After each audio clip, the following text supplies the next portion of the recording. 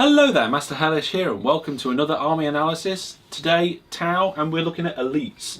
Well, there's not a massive amount on the page here for elites. There's not, but there is a lot to choose.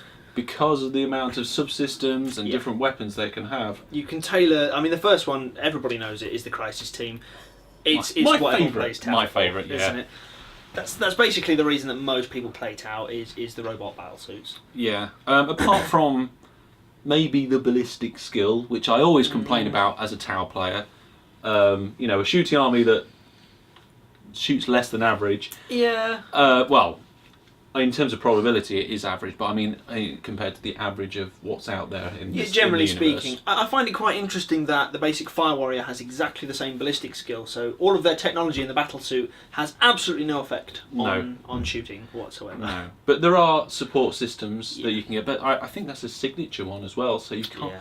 You can't put it on everything, so you're pretty much stuck with the stat line that's there.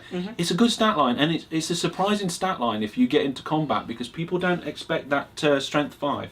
No, that's right, and obviously 2 attacks per model, a couple of wounds as well, so as long as you're hitting, you're not going to win against Terminators and that sort of thing, but it can mop up an Imperial Guard squad quite nicely. If you're going into a squad that's maybe damaged already, yeah, or you just need to finish something off, or it's not something that's particularly good in combat, they can go in there and do what they need to. Yeah, they do the job all right. I mean, they've got Relentless, of course, so you can fire all of your weapons and still charge. So if you're shooting at, as I say, Imperial Guard squad, even Space Marines to a degree, if there's only 1 or 2 left and you need that squad dead, charge it. Why not? Yeah, you're not going to suffer for it. And also, you know, if you win, you also get your extra movement. That's right. Yeah, which you would have got anyway with your jetpack. But we'll go into that as we talk about the unit.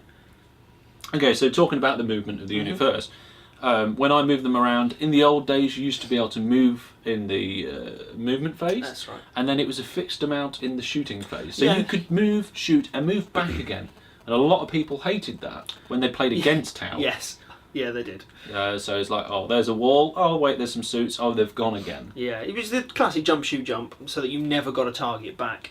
And they can still do it to some degree, but it's a little bit more random now. Yeah, it's 2d6. It is 2d6. So you could move out your 6 and then get stuck there with snake eyes. You could, yeah. Obviously, it works to your favour in some places. If you just want to get that one shot, you can just poke your nose out a couple of inches and then get back in. It works better, I feel, with an actual cover that you can hide in to get a cover save rather than in blocking line of sight entirely. Yeah, to be honest, since the rules changed, I've used it more for extra mobility.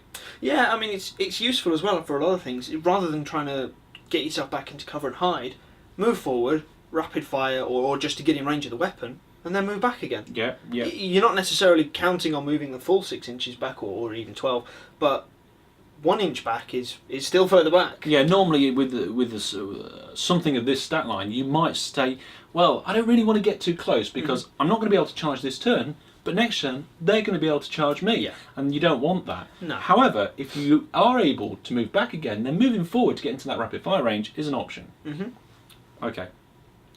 So that's a good thing about the movement there. Obviously, the support systems they can take and the ranged weapons, there's so many different combinations. Maybe we can just pick up on a few different ones that I've come across. First of all, the fusion drop-ins. Yes, they're a classic one. It's a bit of almost a throwaway tactic, and the points value of the Crisis suits now are a little bit cheaper than what they used to be. Yeah, I think they've had a points drop and an increase in what they've actually got, because they do come stock with now Multitracker and the Black Sun filter. Which is fantastic, especially when you do it, you know, the scenario throws up night fighting. All of a sudden, your enemy's thrown into disarray because, they weren't expecting that. They've got nothing to counter it, unless you're Necrons. And, or Dark Eldar. Or Dark Eldar have got something as well? They've all got night vision. Oh, right. Wow. I didn't know that. But then those Black Sun filters really do help. Yeah, and of course, they've got to have the multi-trackers these days. Yeah, their usefulness is kind of up for debate at the minute. I'm sure somebody will comment on this and completely correct me, because I haven't checked the FAQs this morning. But the multi-tracker itself allows you to shoot more than one weapon. Yes. In the shooting phase. It specifies shooting phase. Yes, I think so, yes. So some people are saying, well, Overwatch isn't the shooting phase. Yeah. So you only fire one weapon, you can't fire both. And that kind of limits what a lot of people were trying to do with them. I think it depends. I mean, I would take that. It depends how it's worded. Yeah, I mean, I would assume that Overwatch is a is almost a shooting phase in your opponent's assault phase, if you like, a sub phase. Yeah. But I know there's a lot of debate about that online at the minute. Some people are saying it's going to get errated. It hasn't been, as far as I'm aware, just yet. So not at the time of recording. No, if it has, I apologise, and it's his fault for not telling me because he plays Tau. But it's still useful anyway. Firing more than one weapon. You can only fire 2 though. It's worth pointing out. Yeah. You don't get that third one if you load up on weapons. I'd say you can put 3 weapons on, but you can only fire 2. So therefore, your options are you could put twin linked and then one single, or just take a rack of different weapons. Now I don't see the point in that because you're paying for stuff you're not using. Yeah. The only way I would then do that is if you really didn't have anything else you wanted to put on them. Maybe pop a flamer on. Yeah, you can't go wrong with a flamer. I mean, it's 6 searchlights it's going to cost you, I believe, and it's always got a use at some point because you're going to get charged if you're fighting a combat army, and if you're not, you're fighting a shooting army. There's a good chance they're going to try and stay back in cover. The flamer will ignore the cover. You get close, burn something, get back again. And also that firewall rule for Overwatch. Your wall of death, yeah. If you get charged, they're going to do some damage. If you've got a unit of 3 crisis suits, which you should always have unless you're doing deep strike shenanigans. Yeah. 3 flamers is going to put out a good number of hits. So back to that deep strike. Yeah, sorry, we went all over we the went place off on one there. Back to that fusion blasters, dropping them in individually, not in teams. Yes. With the sole purpose of taking out vehicles. Yeah, I mean, you're saying that individually, not in teams. I've seen people do this, especially in tournaments against mech heavy lists. Not so much in 6th Ed, but I've seen it in 5th. Take 3, give them the 2 fusion blasters and the target lock to allow them to shoot a separate target from the squad. Only 2 of them require the target lock, of course. The third one can shoot whatever anyway. That's right. And you can take out 3 vehicles in a turn comfortably, and that's up to and including land raiders. Yeah. The good thing about that is, like you say, normally I would say 1, but when I say on their own, I'm talking about normal armies with probably a couple of tanks, maybe 3 spread across the board. Yeah. If you have got that tank heavy army to play against. Go for it. Yeah, it's worth doing. And of course, there's fusion blasters now because the range is more. You get your extra dice of penetration at half range. Yes, it's changed now, half range rather than 6. So that's 9 inches you can do it from. Gives you a lot more to play with. And of course, we're not going to do the 9 inches is a lot to play with tag. Well, I thought I'd skip over that. Yeah, we'll just move on. So there's lots of different things you could talk about there. I will quickly give a shout out for putting the combination of missile pods and plasma cannons. Yeah, they do very, very well. They do very well. Both of them are very strong against a lot of things like the Space Marines and the Necrons and things like that. Obviously, the AP2 is very hard hitting. Yes. And the missile pods give you that extra range for when you're further out. Yeah, very useful for it. One thing I would say as well is don't put burst cannons on if you can avoid it. The army gets enough strength 5 AP5 shots elsewhere. It depends on the style of your army. If you are doing a very mechy army and you haven't got many troops, then maybe it depends. Possibly, but all the vehicles come with a burst cannon or the smart missile system, which, if I'm not mistaken, is strength 5 AP5 or AP4 again. Yeah, so the smart missile systems, in terms of points, they're a lot more expensive, so it's a bit of a trade-off. But if you haven't got lots of troops and you want an option, the burst cannons now are better. They are better. They got that extra shot. And it makes quite a difference. Yeah, it does with that ballistic skill. I recently, after the change of the extra shot, I decided I'll give burst cannons another try. I sent a squad of 3 in with 2 burst cannons each, not twin link, 2. Yeah. That was a lot of shots that went in against a Necron unit, and it did quite well. Yeah, they're going to do all right. I mean, that amount of shots, that amount of strength 5, it's going to do well against anything. You can tackle the rear armour of most vehicles. You can tackle the side armour of quite a few vehicles as well. If you've got the mobility to get round there. And they're quite cheap. They are cheap. And something that I like about the rules now is it says you can take up to 3 items. Previously, you had to fill all 3 slots for it to be a legal model. That's right, yeah. And now you're not forced to. So you can pay your small amount of points for the crisis suit, put on it just what you need to be on it, and have a very cheap suit to do the job you want it to. And you don't have to pay extra points to make it legal. No, and that's the other end of the scale as well. I've seen people play where you pile points into a crisis team, because you can really pile some points on. Yeah. There's some really nice signature systems which we've talked about in the HQ section there that add a lot to the team, but they also had so many points, and you're going to love that squad until somebody parks a Doomsday Cannon right on top of them, and they all die because they're only toughness 4. They've only got a 3-up save, instant death. Anybody can do that. You know, your Vindicators, your Basilisks, everybody will do it. And because it's a small squad, it's worth doing. Yeah, it's going to happen eventually. There's a lot of points. Poof, gone. Yeah, So, it's going to happen. Fantastic thing to have in the army. Very flexible. You can customise them to how you like. If you want to know how to magnet up the parts, so you can swap between different battles rather than gluing in the weapons and support systems, check out my other videos. They're on there. Full tutorials on how to get magnets and where to get them from on there. So a little plug for that video. Yeah, indeed. Now we're going to have to talk about this next item, but I've never used them. I know you don't like them. I think they're great. Stealth teams. This happens sometimes, and we go through these books. We have very different opinions. Yeah. We've got very different styles of play, and in some ways, we really probably ought to play together. Yeah, they do kind of complement, but then that's good. We get the opinions out, and as you say, you don't like them. Why don't you like them? I don't like the model. That's it. I mean, right. In the last edition, I did look at the statistics. I worked it out. I had a look at the different rules. In this codex, I haven't even looked because the model hasn't changed. No.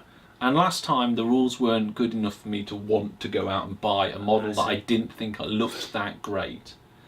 So because of that, I don't know if they've had much of a change. They have, yeah. The biggest change, obviously, in the previous rendition of the rules was that you would have to roll, I believe, 2d6 times it by 2, and if they weren't within that distance when you were shooting at them, you couldn't shoot them. Oh, right, okay. Now they gain the Shrouded special rule, just as a blanket. So they might even gain stealth as well. And of course they stack. Answers on a postcard. If they do stack, that's a 4+ save in the open. Yeah. They've got Infiltrate, which you should always do. Yeah. Get them in cover straight away, and you're probably looking at a 3-up or a 2-up cover save if you've selected the right amount of cover. They are going to be very, very hard to shift. Couple of gun drones in the squad could be worth having. And of course, the burst cannons that they carry are better now. Burst cannons are better, and it's also worth noting that the cost of a stealth suit with its burst cannon is approximately the same as a crisis suit with its burst cannon as well. So you're getting that stealth and shrouded. You lose a bit of the wounds, that sort of thing, Yeah.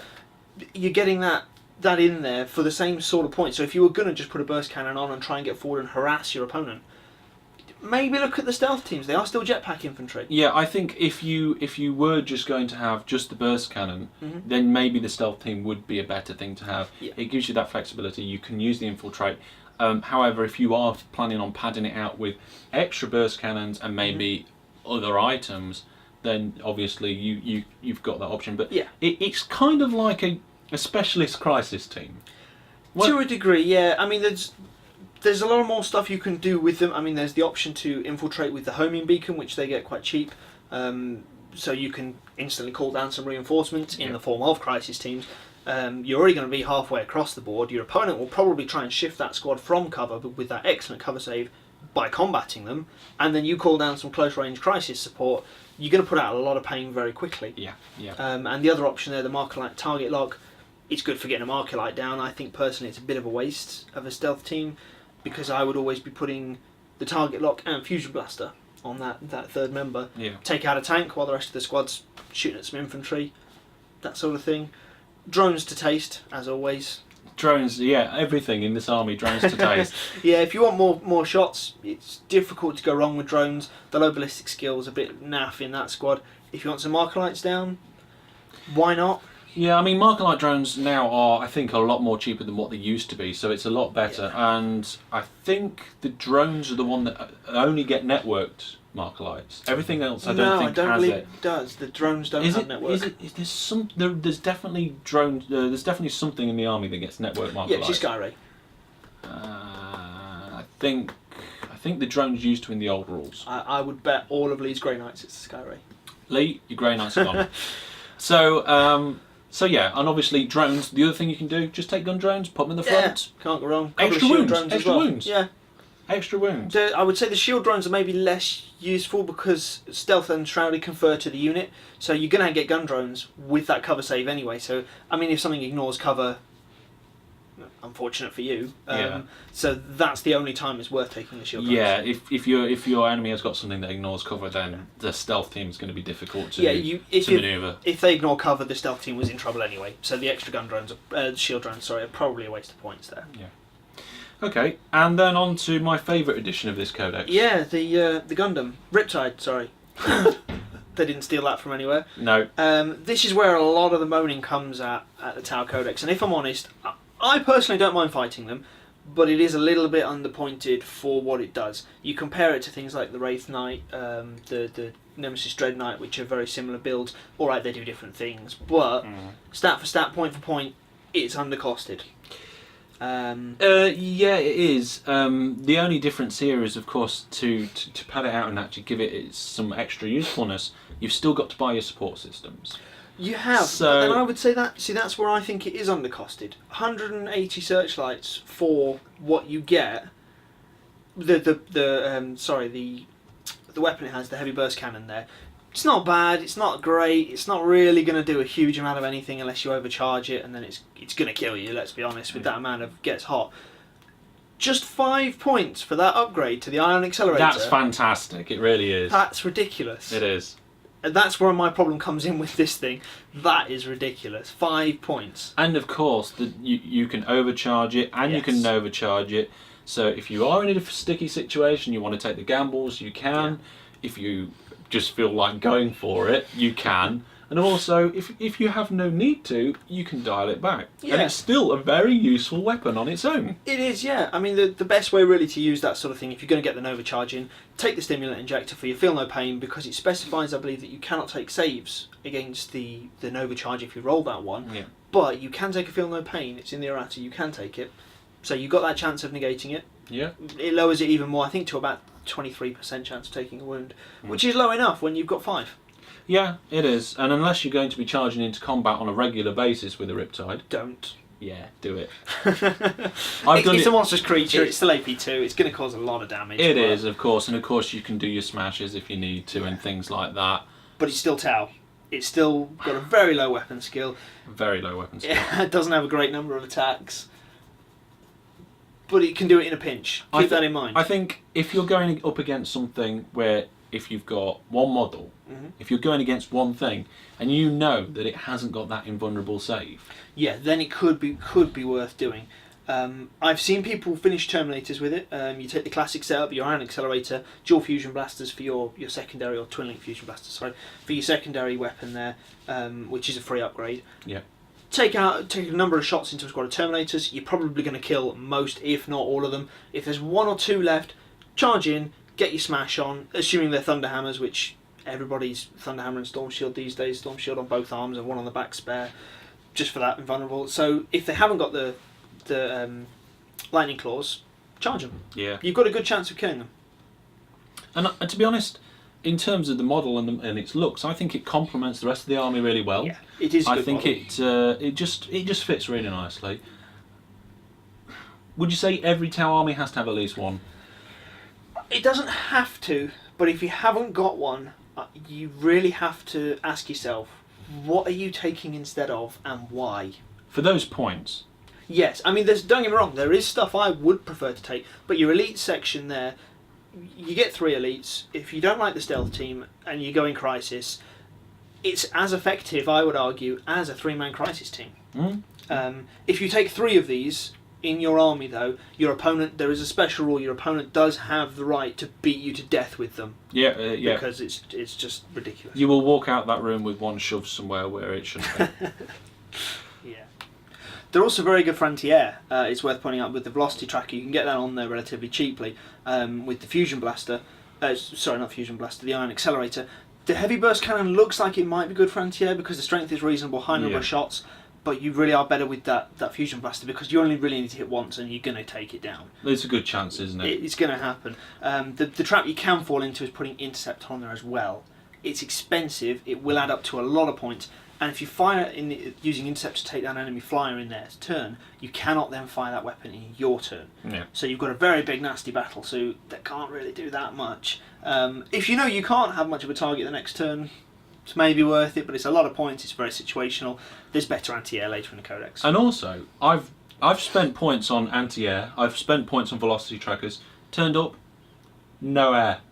Yeah. Not playing against anybody with any air. And I try and make standard lists. I don't try and tailor them every time. Yeah. I do like to tweak them here and there, but I've turned up and just spent points where I hadn't need to, and I've kept it like that.